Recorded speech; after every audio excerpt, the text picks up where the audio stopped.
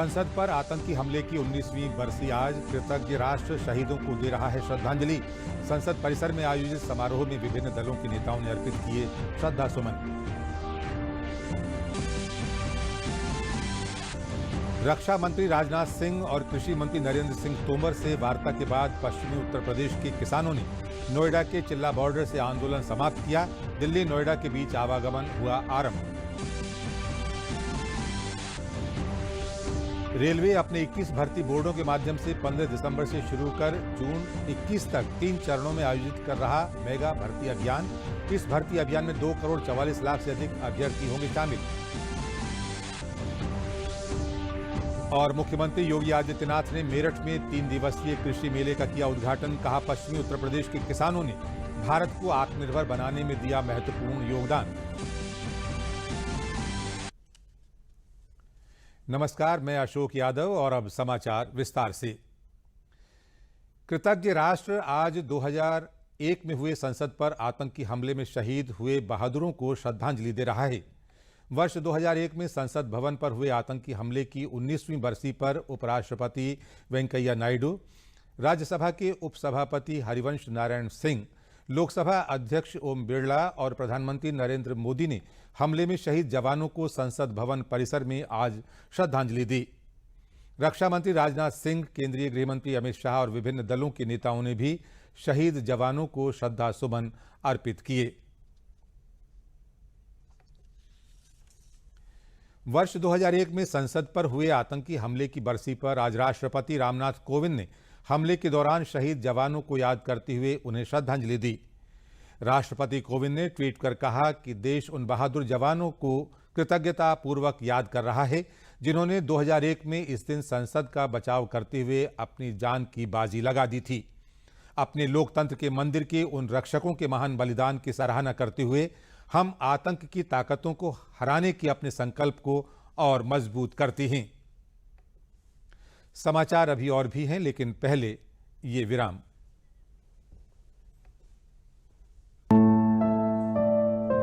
देखिए, बच्चा बीमार भी हो तो भी उसे टीके के लिए हर बार ले जाइए। अगर किसी वजह से दूसरी जगह भी जाना पड़े तो भी इसका ये जो कार्ड है, इस कार्ड को साथ ले जाए और टीके जरूर लगवाएं। 5 साल 7 बार, छूटे ना टीका एक भी बार।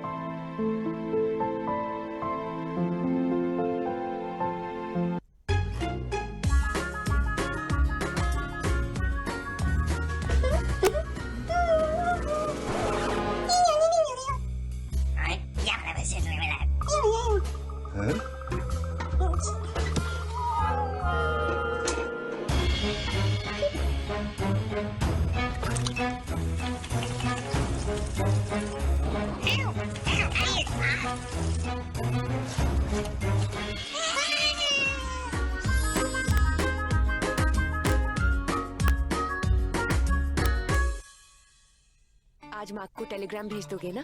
मुझ पे छोड़ दो।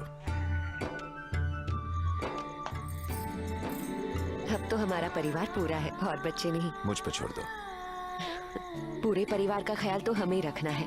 तभी तो हमने निर्णय लिया है कि मैं नसबंदी करवाऊंगा। और मुझे पता है इससे किसी तरह की कमजोरी नहीं होती। ये नई तकनीकी पुरुष नसबंदी है, न चीरा न टांका। इसमें समय भी कम लगता है और कोई परेशानी भी नहीं होती। पति पत्नी करे विचार, स्वस्थ नारी स्वस्थ परिवार। नए कृषि कानूनों के मसले पर हरियाणा के 40 किसानों के एक प्रतिनिधिमंडल ने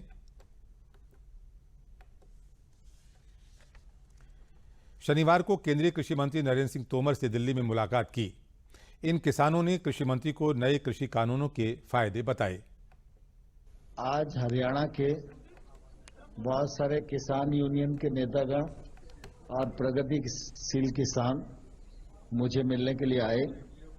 उन्होंने एक ज्ञापन देकर अपने हस्ताक्षर युक्त जो नए कानून आए उनका समर्थन किया और उन्होंने अपने अनुभव बताए कि किस प्रकार से नए कानूनों का फायदा किसानों को मिल रहा है और मिलना प्रारंभ हो गया है और वो इन कानूनों का समर्थन करते हैं। मैं इस अवसर पर उन सभी किसान बंधुओं का हृदय से कृषि मंत्रालय की ओर से बहुत बहुत स्वागत करता हूं, अभिनंदन करता हूं। इन किसानों ने कृषि मंत्री को नए कृषि कानूनों के फायदे बताए। इस कानून के अनुसार किसान क्यों किसानों का कहना है कि नए कानूनों का काफी फायदा मिल रहा है पूर्ण समर्थन करते हैं, क्योंकि मोदी जी जैसे और इसमें किसी संशोधन की जरूरत नहीं। हमें अपने आप को खड़ा करने का मौका दिया है, अपनी फसल को हम अपने हिसाब से बेच सकते हैं। सबसे पहले तो मैं बहुत खुशी उससे अधिवेशन से, क्योंकि हमारी ऑनलाइन पेमेंट आड़ती फोन करता पेमेंट आ गई आपकी, नहीं हमने आड़ती के पास जाना पड़ता था, ये पेमेंट हमारे खाते में आती है, हमें पता लगा और आड़ती हमारे पास आता था। हम बहुत खुश हैं इससे। जो ये 3 कानून बनाए हैं ये किसान को पूरी आजादी प्रदान करते हैं। साथ में मैं अपने किसान भाइयों से अपील करना चाहता हूं कि आंदोलन अब गलत हाथों में चला गया है। देश विद्रोही उसमें दिखाई पड़ते हैं, नुकसान करने वाले दिखाई पड़ते हैं। कृपया कर उनके बरगलाने में न आए। पिछले 2 हफ्ते से किसानों के धरने प्रदर्शन के कारण बंद रहे नोएडा दिल्ली के चिल्ला बॉर्डर को रात 11 बजे खोल दिया गया है। शनिवार को रक्षा मंत्री राजनाथ सिंह और कृषि मंत्री नरेंद्र सिंह तोमर से धरने पर बैठे किसानों के पदाधिकारियों की मुलाकात के बाद ये बॉर्डर खोला गया।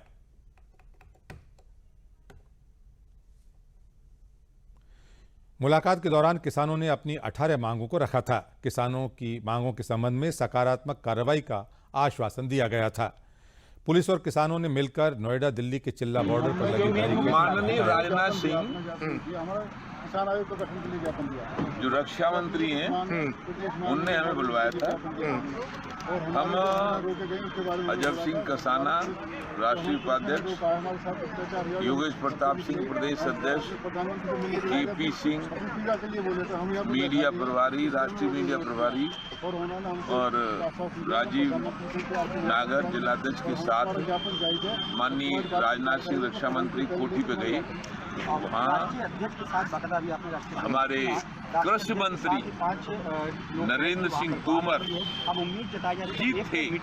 दोनों लोगों ने हमारा ये ज्ञापन लिया और ज्ञापन को पढ़ के उन्होंने कहा आपका ज्ञापन जेन्युइन है, ओरिजिनल है और इसमें कोई समस्या ऐसी नहीं है जो दिक्कत करे, लेकिन ये ज्ञापन हम प्रधानमंत्री से मिलकर ही पूरा कर पाएंगे। तो उन्होंने कहा धरना आप हटा दो और 15 दिन में 10 दिन में हम आपको बुलाएंगे। कृषि बिल के विरोध प्रदर्शन के बीच कुशीनगर से एक अलग तस्वीर सामने आई है। कुशीनगर के हैतिमपुर टोल नाके पर किसान कृषि बिल के समर्थन में यात्रियों को फूल देकर बिल के फायदे गिनाते रहे। किसान नए किसान बिल को किसानों के हित में बता रहे हैं। कुशीनगर के बड़े किसानों ने अलग अलग बैठक कर आज कृषि कानून का समर्थन किया है। किसानों ने कहा कि इस बिल से किसानों को नहीं बल्कि बिचौलियों को तकलीफ है। यहाँ पर हम इस बिल के समर्थन में आए कि यह बिल जो है किसानों के लिए बहुत हितकारी है। किसानों को जागरूक कर रहे हैं कि ये जो है कि समर्थन यह बिल जो है कि हमारे फायदे के लिए है। सरकार का जो योजना है किसान के हित के लिए, हम अपने किसान भाइयों से बता रहे हैं कि यह बिल हमारे हित के लिए है। बिचौलिए जो है उनको चाहते नहीं है कि किसानों को पूरा लाभ मिले।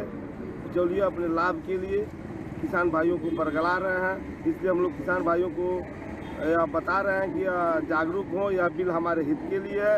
इस बिल से हमारा फ़ायदा है किसान भाइयों को। हमारे फसल का जो उचित दाम हमको डायरेक्ट बीज मंडी में चाहे बेच सकते हैं, या हमारा फ़ायदा कई तरह का फ़ायदा है। रेलवे अपने 21 भर्ती बोर्डों आरआरबी के माध्यम से 3 चरणों में मेगा भर्ती अभियान का आयोजन कर रहा है, जो 15 दिसंबर 2020 से शुरू होगा। लगभग 1,40,000 रिक्त पदों को भरने के लिए आयोजित किए जाने वाले भर्ती अभियान में 2,44,00,000 से अधिक उम्मीदवार देश के विभिन्न शहरों में परीक्षा में शामिल होंगे।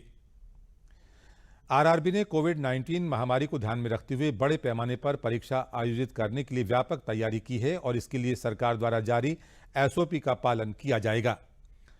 परीक्षा का पहला चरण 15 दिसंबर 2020 से शुरू होकर 18 दिसंबर तक चलेगा। इसके बाद CEN 1 2019 की परीक्षा 28 दिसंबर 2020 से शुरू होकर संभवतः मार्च 21 तक चलेगी।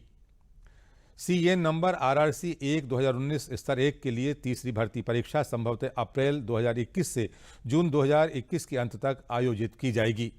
15 दिसंबर 2020 से शुरू होने वाले CEN 3 2019 पृथक और मंत्री स्तरीय श्रेणियों के लिए उम्मीदवारों को ईमेल और SMS के माध्यम से व्यक्तिगत तौर पर और RRB की आधिकारिक वेबसाइटों पर उपलब्ध कराए गए लिंक के जरिए परीक्षा केंद्र का शहर और तिथि और पाली के बारे में जानकारी नियत समय पर जारी की जाएगी।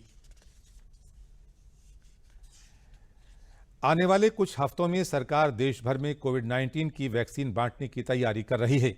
ऐसे में देश भर के एयरपोर्ट भी सबसे बड़े और सबसे जरूरी वैक्सीन डिस्ट्रीब्यूशन प्रोग्राम के लिए खुद को तैयार कर रहे हैं। दिल्ली का अंतर्राष्ट्रीय एयरपोर्ट कोविड-19 के खिलाफ भारत की लड़ाई में अहम भूमिका निभाएगा।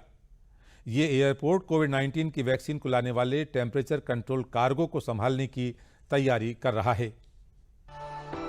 दिल्ली का अंतर्राष्ट्रीय एयरपोर्ट कोरोना वायरस महामारी के बीच फिर से सामान्य दिनों की ओर वापसी कर रहा है।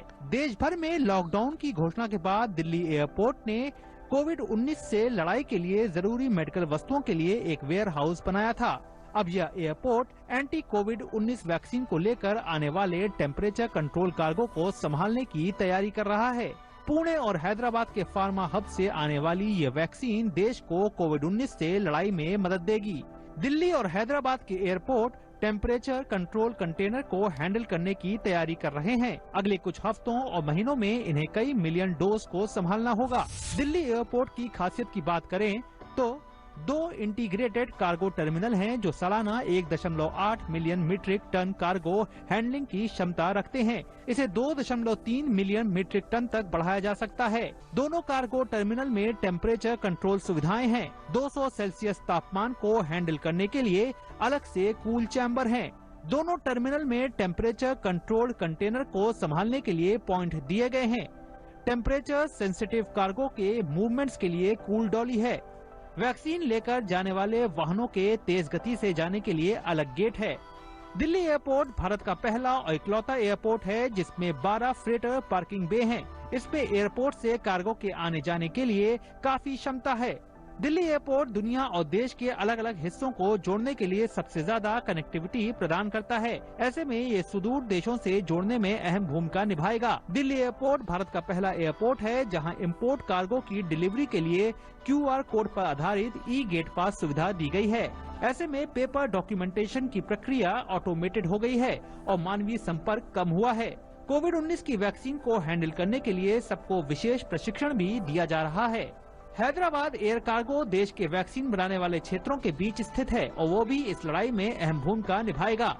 वहाँ भी temperature sensitive pharma vaccine storage और प्रोसेसिंग जोन बनाए गए हैं।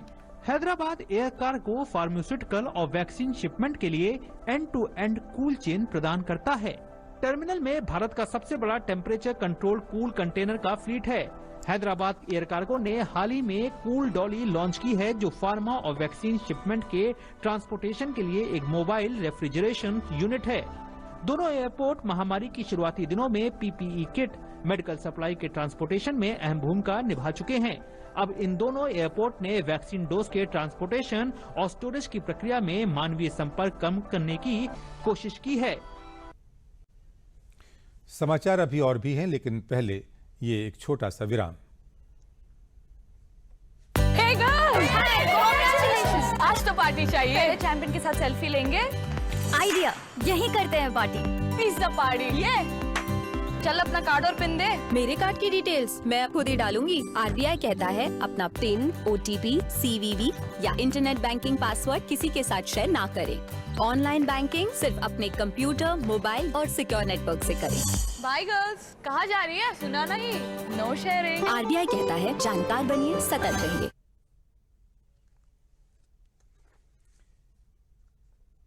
मुख्यमंत्री योगी आदित्यनाथ ने आज सरदार वल्लभ भाई पटेल कृषि विश्वविद्यालय के केंद्रीय पुस्तकालय का उद्घाटन किया। साथ ही 75 करोड़ रुपए की 88 परियोजनाओं का शिलान्यास और लोकार्पण भी किया।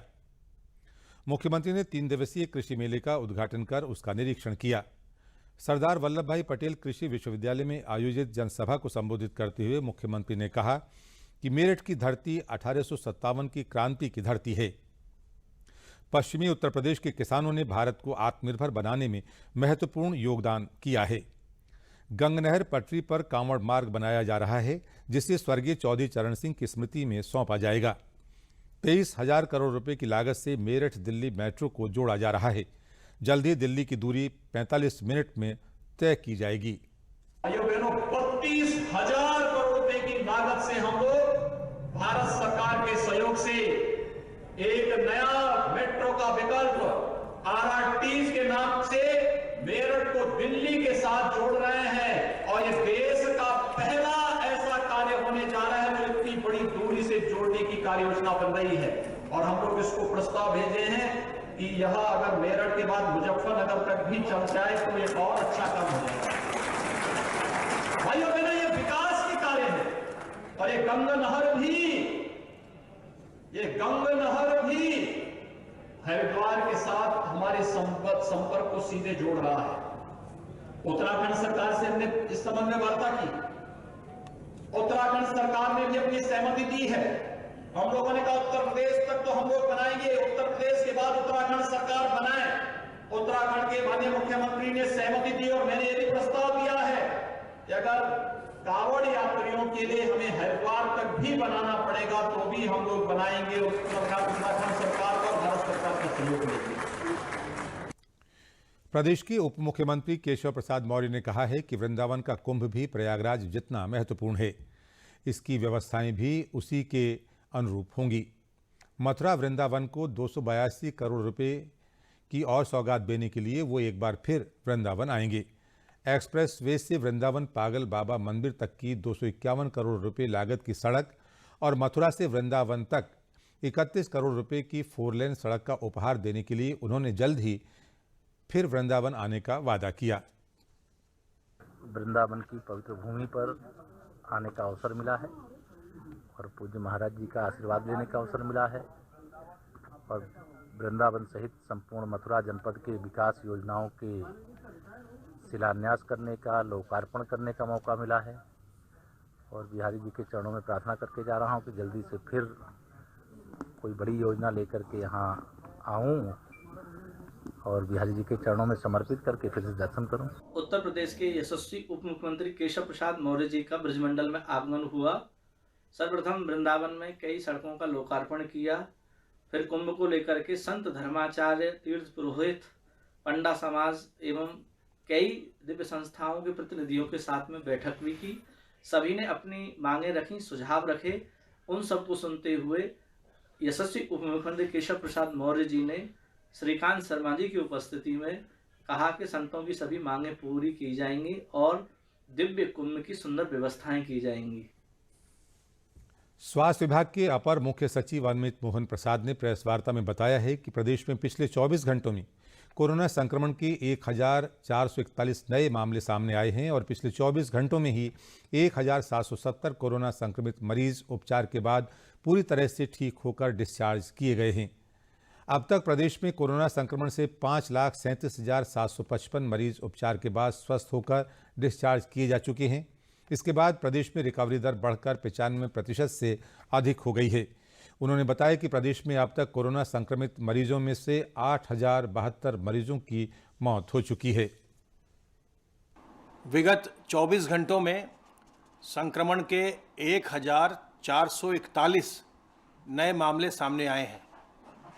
इसी अवधि में उपचारित होकर डिस्चार्ज होने वालों की संख्या 1,770 है। इस समय एक्टिव इन्फेक्शन के केसेस की कुल संख्या 19,729 है, 19,729। अब तक प्रदेश में संक्रमण के बाद 5,37,755 व्यक्ति उपचारित होकर डिस्चार्ज किए जा चुके हैं और रिकवरी का प्रतिशत 95% से ऊपर चल रहा है। कुल मिलाकर के संक्रमित व्यक्तियों में से 8,072 संक्रमित व्यक्तियों की मृत्यु हुई है। अपर मुख्य सचिव सूचना नवनीत सहगल ने बताया कि कोरोना संक्रमण कम होने के साथ साथ अन्य गतिविधियों में तेजी लाई जा रही है। उन्होंने बताया कि प्रदेश में आर्थिक और औद्योगिक गतिविधियों को तेजी से संचालित किया जा रहा है। 8 लाख के आसपास एमएसएमई और बड़ी इकाइयां काम कर रही हैं। उन्होंने बताया कि कोरोना के समय कुछ इकाइयों की कार्यशील पूंजी, जीएसटी रिटर्न और विभागों से भुगतान की समस्या को दूर करने के लिए एमएसएमई साथी ऐप को शुरू किया गया था। 4,37,000 इकाइयों को बैंकों से समन्वय स्थापित कर ऋण स्वीकृत कर उन्हें उपलब्ध कराया गया, जिससे उनकी सामान्य गतिविधियां तेज हो सकीं। उन्होंने बताया कि प्रदेश में रोजगार के अवसर बढ़ाने के लिए सरकार प्रयास कर रही है। संक्रमण कम होने के साथ साथ जो अन्य गतिविधियां हैं उनमें तेजी लाई जा रही है। आर्थिक गतिविधियों को तेजी से सामान्य किया जा रहा है। अब औद्योगिक गतिविधियों को भी तेजी से अब सामान्य हो रही हैं। 8 लाख के 18,000 के आसपास की जो हमारी एमएसएमई और बड़ी इकाइयाँ हैं वो इन उद्योगों में काम कर रही हैं। लगभग 52 लाख श्रमिक इनमें काम कर रहे हैं। प्रदेश की एमएसएमई इकाइयों जिनकी की प्रदेश में कुल संख्या लगभग 90 लाख है, उनमें कुछ इकाइयों को कोरोना के समय कार्यशील पूंजी की, जीएसटी के रिफंड की और विभागों से भुगतान की समस्याएं आ रही थी। इन सभी समस्याओं को दूर करने के लिए एमएसएमई साथी ऐप जो है वो उसको शुरू किया गया था। इन इकाइयों में जो कार्यशील पूंजी की जिनको समस्या थी उन लगभग 4,37,000 इकाइयों को बैंकों से 11,100 करोड़ रुपए के ऋण स्वीकृत कराकर वितरण कराए गए हैं ताकि वे अपनी सामान्य गतिविधियां तेज करें। इसके साथ साथ प्रदेश में रोजगार के नए अवसर पैदा करने के लिए नई एमएसएमई इकाइयों की स्थापना भी की जा रही है, जिनकी स्थापना के लिए बैंकों से समन्वय करके उन्हें ऋण उपलब्ध कराया जा रहा है ताकि उन्हें आर्थिक कठिनाई ना हो। इस कोरोना समय के पश्चात 14 मई के पश्चात अभी तक पिछले 6 माह में लगभग 6,66,000 नई एमएसएमई इकाइयों को बैंकों द्वारा 20,168 करोड़ रुपए के ऋण दिए गए हैं। सस्ता न्याय देने की सरकार की पहल के तहत आज मिर्जापुर में 10 माह बाद राष्ट्रीय मेगा लोक अदालत का आयोजन किया गया। काफ़ी संख्या में लोग अपने विवादों को लेकर समझौते के आधार पर निस्तारण कराने के लिए सुबह से ही वहां पहुंच गए थे। लोक अदालत में 25 बैंकों द्वारा भी अपने अपने स्टॉल लगाए गए थे। जिला विधिक सेवा प्राधिकरण के सचिव अमित कुमार यादव ने बताया कि आज लोक अदालत में कुल 947 मुकदमों का निस्तारण किया गया, जिनमें 1,37,925 रुपये का जुर्माना वसूला गया। मोटर व्हीकल एक्ट के 39 मुकदमों का निस्तारण किया गया और प्रभावित लोगों को 18,95,000 रुपये का प्रतिकर दिलाया गया। राजस्व न्यायालय में कुल 4,259 मुकदमों का निस्तारण किया गया और 14 करोड़ 94 लाख रुपए से अधिक की वसूली की गई। प्राधिकरण के तत्वाधान में व जनपद न्यायाधीश महोदय के दिशा निर्देशन में आज इस लोक अदालत का आयोजन किया गया, जिसमें कोर्ट कैंपस में 25 बैंक के स्टॉल लगे हुए थे। सभी न्यायालयों ने अपने अपने न्यायालयों में मुकदमों का निस्तारण किया, जिसमें से किमन 947 मुकदमों का निस्तारण हुआ, जिसमें 1,37,925 रुपये का जुर्माना वसूल किया गया। मोटर दावा अधिकरण न्यायालय में 39 मुकदमों का निस्तारण हुआ, जिसमें 1,80,95,000 रुपये लोगों को प्रतिकर के रूप में दिलाया गया। और राजस्व न्यायालयों में 4,259 मुकदमों का निस्तारण हुआ, जिसमें 14,94,23,000 बैंक ऋण की वसूली की गई है। अंबेडकर नगर जिले के राजकीय महाविद्यालय आलापुर में अटल भवन के लोकार्पण के अवसर पर पहुंचे देवरिया सांसद और भारतीय जनता पार्टी के पूर्व प्रदेश अध्यक्ष डॉक्टर रमापति राम त्रिपाठी ने कहा कि किसान बिल लाने का सरकार का उद्देश्य किसानों को लाभ पहुंचाना है, किसानों की आय दुगनी हो ये सुनिश्चित करना है। उन्होंने कहा कि जो लोग विरोध कर रहे हैं वो उनकी राजनीतिक हताशा और निराशा का परिणाम है। सरकार किसानों द्वारा उठाई गई समस्याओं का समाधान करने के लिए तत्पर है। किसान बिल लाने का सरकार का उद्देश्य किसानों को लाभ पहुंचाना है, किसानों की आय दूनी हो इसको सुनिश्चित करना है, किसान मुक्त हो इसको सुनिश्चित करना है। विरोध जो लोग कर रहे हैं वो विरोध कुछ लोगों के राजनीतिक हताशा और निराशा का परिणाम है। उनको कोई उनके पास मुद्दा नहीं है, वो किसानों को बरगला रहे हैं, भड़का रहे हैं। सरकार किसानों द्वारा उठाए गए समस्याओं का समाधान करने के लिए तत्पर है। मुजफ्फरनगर जिले के बहादुरपुर गांव में वृद्ध गौ संरक्षण केंद्र का लोकार्पण और अंत्येष्टि स्थल का शिलान्यास केंद्रीय राज्य मंत्री डॉक्टर संजीव बालियान और प्रदेश सरकार में राज्य मंत्री कपिल देव अग्रवाल ने किया। जानसठ रोड स्थित बहादुरपुर गांव में 1 करोड़ 20 लाख रुपए की लागत से वृद्ध गौ संरक्षण केंद्र बनाया गया है। इसका निर्माण यूपी PCL द्वारा किया गया है। इस गौ संरक्षण केंद्र में 200 गौवंश को रखने की क्षमता है। इसी के साथ जिला पंचायत यहां 9,95,000 रुपए की लागत से प्रदेश का प्रथम गौ अंत्येष्टि स्थल बनवा रही है। डॉक्टर संजीव बालियान ने कहा कि ये प्रदेश का पहला गौ अंत्येष्टि स्थल है। इस गौ अंत्येष्टि स्थल में मृत गौवंश का विधिपूर्वक और वैज्ञानिक तरीके से शव का निस्तारण किया जाएगा। उन्होंने कहा कि भाजपा की योगी सरकार ने पहली बार वृद्ध स्तर पर गौ संवर्धन के लिए काम किया है। को हिंदुस्तान में पूजते हैं तो उसकी मृत्यु के बाद उसका कैसे वो हो, तो पहला अंत्येष्टि स्थल उत्तर प्रदेश में यहाँ बनाया गया है। कहीं भी कोई गाय की मृत्यु होगी तो उसको यहीं पे उसका अंतिम संस्कार कह लीजिए यहाँ पे गाड़ा जाएगा। तो एक अपनी तरह का बिल्कुल अलग कंसेप्ट आप कह सकते हैं शुरुआत। आज ये सदर ब्लॉक के अंदर बहादुरपुर गांव में गौओं के अंत्येष्टि स्थल बनाया गया। यानी गाँव में अभी तक जिला चिकित्सालय, जिला पंचायत के पास का ठेका होता था और जो ठेकेदार थे वो गाय की खाल उतारते थे, गाय की दुर्गति होती थी। और गांव चूँकि एक भारत के अंदर मान्यता गाय के प्रति है, एक संवेदना गाय के प्रति है, तो उसका संस्कार लोग चाहते हैं गाय का संस्कार हो, उसकी खाल ना उतारी जाए, उसकी हड्डियों को छिन्न भिन्न किया जाए। उस भावना का सम्मान रखते हुए माननीय मुख्यमंत्री योगी आदित्यनाथ जी के निर्देश पर ये बहादुरपुर गाँव के अंदर गौ अंत्येष्टि स्थल बनाया गया, जिसका शिलान्यास आज हुआ। निश्चित रूप से एक मील का पत्थर साबित होगा और इसी योजना को पूरे प्रदेश के अंदर बढ़ाया जाएगा। प्रदेश के अंदर ये पहली अंत्येष्टि स्थल गौशालाओं के लिए बनाया गया। डीडी न्यूज यूपी पर मंगलवार 15 दिसंबर से नए परिवर्तन और नए अंदाज के साथ प्रादेशिक समाचार प्रसारित किए जाएंगे। आइए देखते हैं ये जानकारी।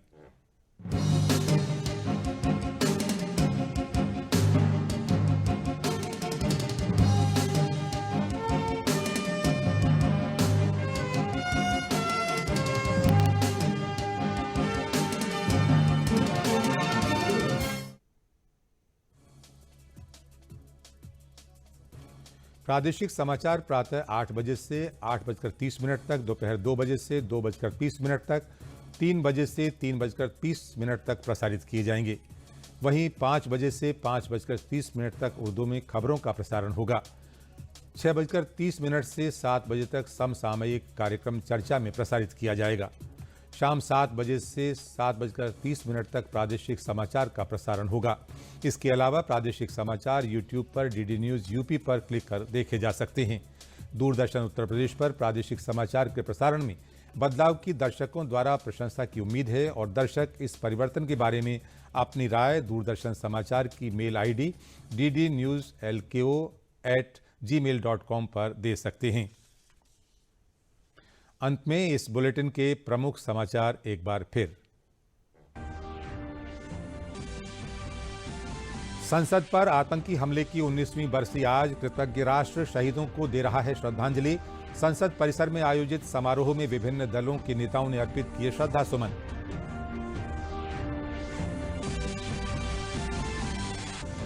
रक्षा मंत्री राजनाथ सिंह और कृषि मंत्री नरेंद्र सिंह तोमर से वार्ता के बाद पश्चिमी उत्तर प्रदेश के किसानों ने नोएडा के चिल्ला बॉर्डर से आंदोलन समाप्त किया। दिल्ली नोएडा के बीच आवागमन प्रारंभ। रेलवे अपने 21 भर्ती बोर्डों के माध्यम से 15 दिसंबर से शुरू कर जून 21 तक 3 चरणों में आयोजित कर रहा है मेगा भर्ती अभियान। इस भर्ती अभियान में 2 करोड़ 44 लाख से अधिक अभ्यर्थी होंगे शामिल।